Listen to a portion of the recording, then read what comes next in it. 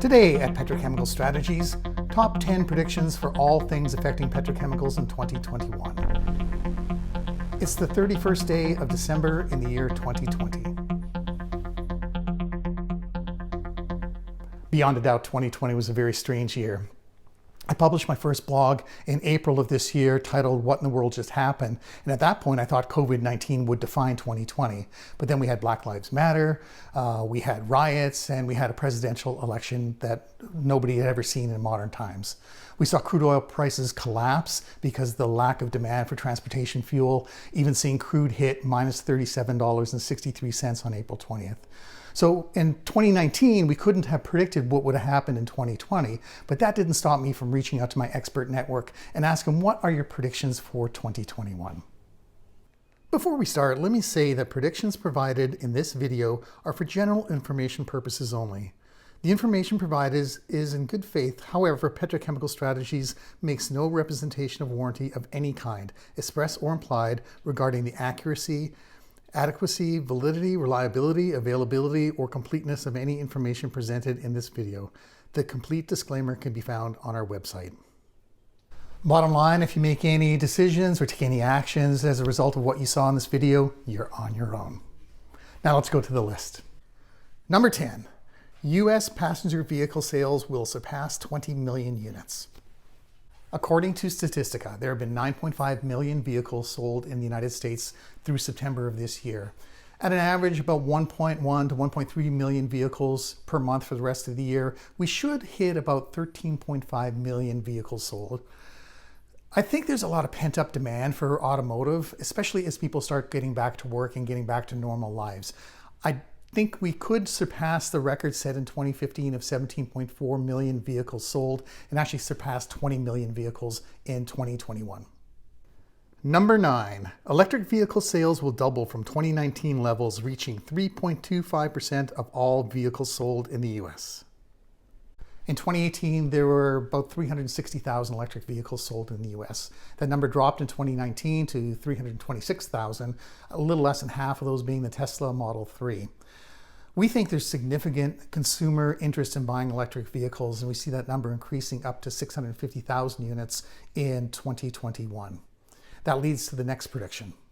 Number 8, Ford will sell over 100,000 Ford F-150s with the gasoline electric drivetrain. In 2019, Ford sold just under 900,000 F-150s. In 2021, they're coming out with a gasoline electric version with a 3.5 liter V6 engine and a 35 kilowatt electric motor. In 2022, they're coming out with a full battery electric drivetrain option. So why do we talk about the automotive industry? Well, a lot of ethylene and propylene go into plastics that make the cars lighter and more fuel efficient. And of course, butadiene goes into making rubber for tires and for engineered plastics inside the car. So as the automotive industry goes, so does the chemical industry. Number 7, sustainability and recycling will become hot topics again. According to the EPA, Americans generated around 268 million metric tons of municipal solid waste in 2017. They recycled or composted around 94 million metric tons, of which 8% of that was actually plastic. Now, plastics can be recycled, like PET, which can be mechanically recycled, or polyethylene or polypropylene, which can be converted into fuels or petrochemical feedstocks. Clearly, the incoming administration has a higher priority on sustainability and recycling. Number 6, stocks in solar energy companies will soar. In 2018, the Trump administration imposed a 30% tariff on solar panels coming in from China. It's estimated that reduced private sector investment in solar by roughly $19 billion.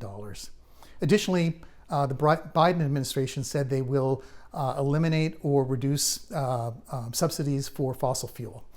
That reduction in subsidies, along with the elimination of the tariff, is good news for those in the solar sector.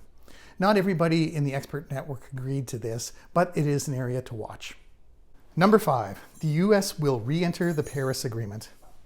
This is not really a prediction because President-elect Biden said he would rejoin the agreement upon taking office in January.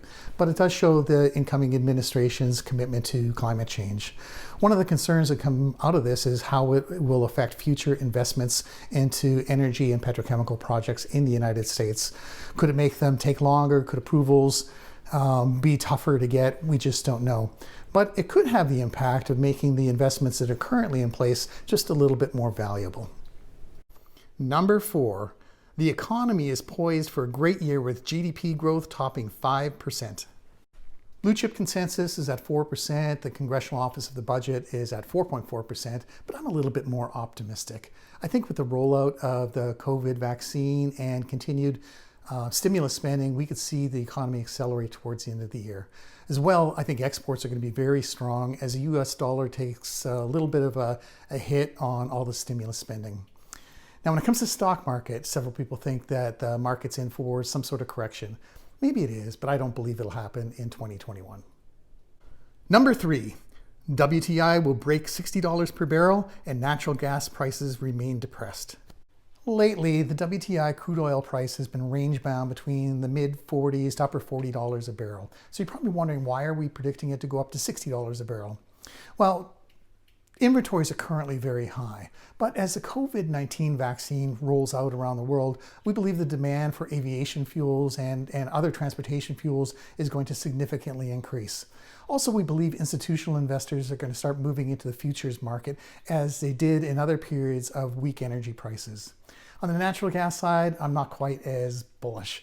I believe the amount of crude oil demand that's out there is going to create a lot of associated natural gas, which is not going to do anything to help the supply side of that marketplace. Number 2, expect a big uptick in U.S. petrochemical earnings. We believe this for 2 reasons. First, the price of ethane as a petrochemical feedstock is expected to remain kind of where it is right now. And it kind of follows the natural gas price, which we don't believe is going to have any significant upside next year. Second, we believe the demand for petrochemical derivatives is going to be strong. In fact, one of our industry experts said they thought that the demand for plastics and petrochemical derivatives was going to be at a level of 1.4 times GDP. So that combination of low-cost feedstocks and high demand for petrochemical derivatives is actually very, very good news for the petrochemical industry. Now, our final prediction. Number 1, 2021 will be better than 2020. I thoroughly hope you enjoyed the top 10 predictions for all things affecting petrochemicals in 2021. While I was working on this episode, I was reminded of a saying: if you're not good at forecasting, then forecast more often. If any of what we talked about today comes true, we'll talk about it next year on Today at Petrochemical Strategies. See you in 2021.